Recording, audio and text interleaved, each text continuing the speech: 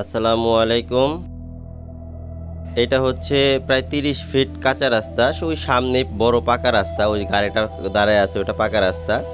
এই রাস্তা থেকে ৬ ফিট ৬ ফিট প্লটের রাস্তা দিয়ে, এই যে বাড়ির পাশ দিয়ে ৬ ফিট রাস্তা,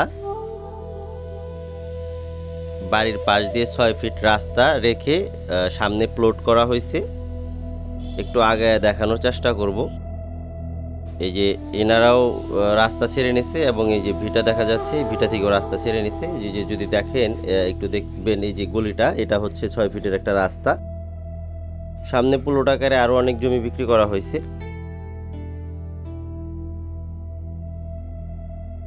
এইটা হচ্ছে ৬ ফিটের রাস্তা।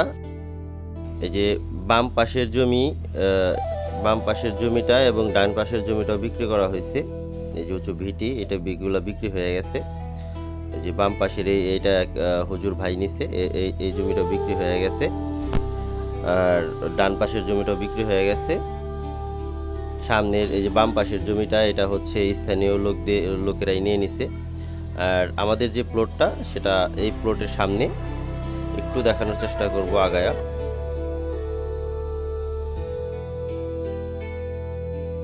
এই জমিগুলো কিন্তু অনেক উঁচু, এখানে পানি ওঠে না, বর্ষার কোনো পানি ওঠে না। আর এই জমিটার চারপাশেই রাস্তা, চারপাশেই রাস্তা, বৃষ্টির পানিও বাজে না, উঁচু জমি এগুলা। আমাদের জমিটা হচ্ছে এইটা, এই যে বাম পাশের এই জমিটা। এখানে 8.5 শতাংশ জমি, 8.5 শতাংশ জমি। এই যে আলের মতো যেটা দেখা যাচ্ছে, এখান দিয়ে রাস্তা, এটা রাস্তা ৬ ফিটের একটা রাস্তা।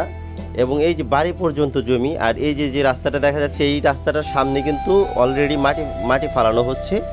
স্থানীয় মেম্বার প্রশাসন মাটি ফালানো হচ্ছে। এটা সরাসরি এখান দিয়ে বের হয়ে যাবে, এই রাস্তাটা বের হয়ে যাবে একদম এই বাড়ির ভিটে থেকে শুরু করে এই সামনে 8.5 শতাংশ জমি। রয়্যাল ধামরাই, ঢাকা।